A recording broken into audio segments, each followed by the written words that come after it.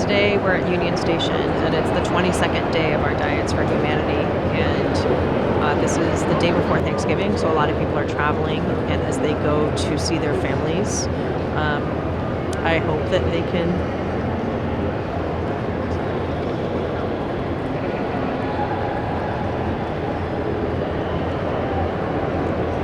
can walk by these bodies that we have on the ground and realize that, sorry, I can't.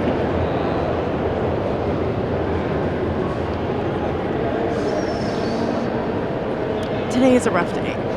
I'm feeling a lot of anger and just rage that we keep having to do this.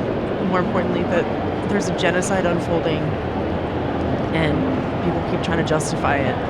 And there's no justification for mass murdering civilians. And so we are here in Union Station and trying to hopefully to inspire people to realize that they have a role to play in ending this mass injustice, that we need to change the narrative around the Palestinian people in this country and what's happening.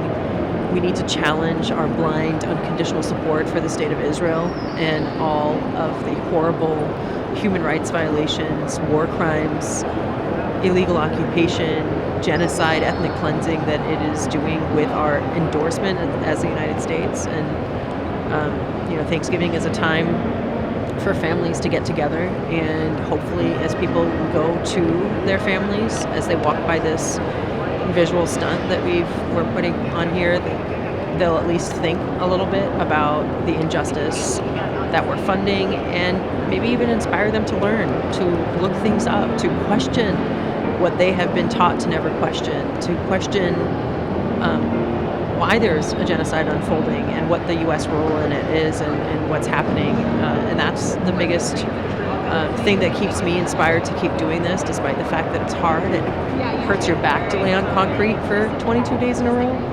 I have to leave my little boy behind. I leave my family behind.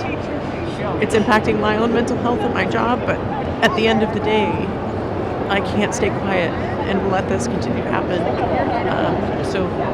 We put our bodies on the line, we make ourselves uncomfortable, and this discomfort makes other people uncomfortable, and with discomfort, people start to question things, and that's why we do this.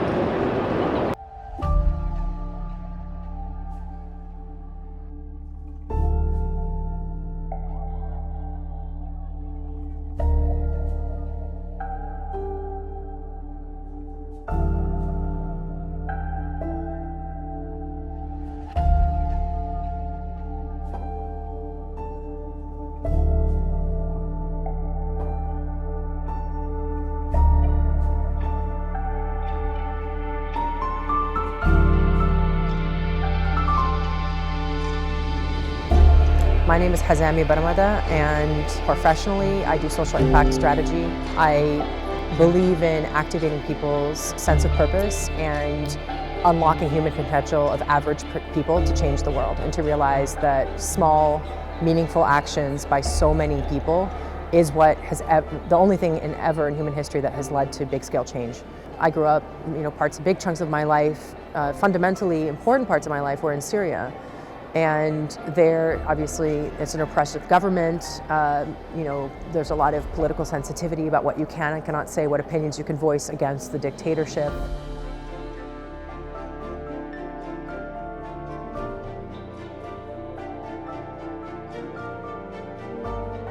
When we first started doing this, I don't think the police knew what to do with us. Over time, we've been very consistent, very respectful of local policies. And honestly, I studied my rights. I studied rights to protest. I studied the parameters of First Amendment rights.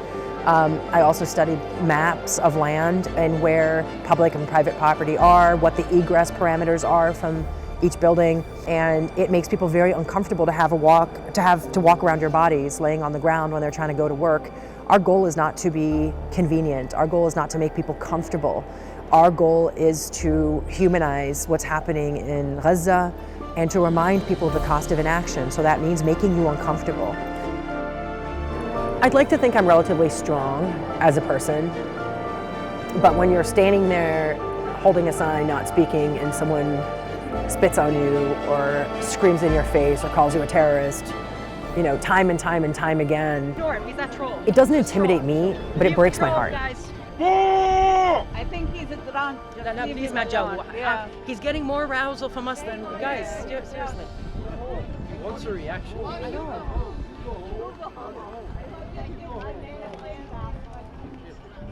I shouldn't have engaged.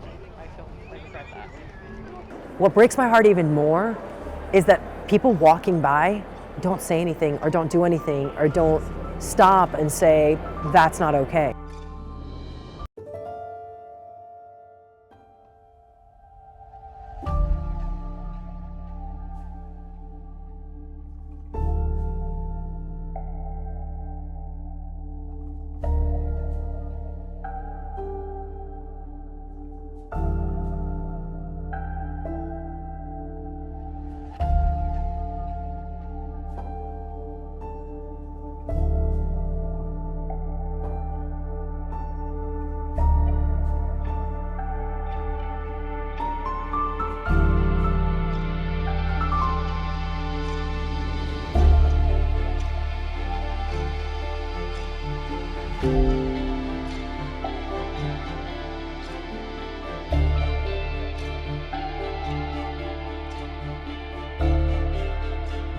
That innocence in me of like, no, humans are better than that.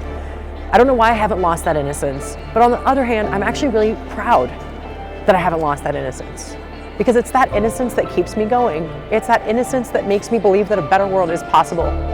The moment I am okay and not hurt by that is the moment that I feel my soul and my reality has died, and I don't want that.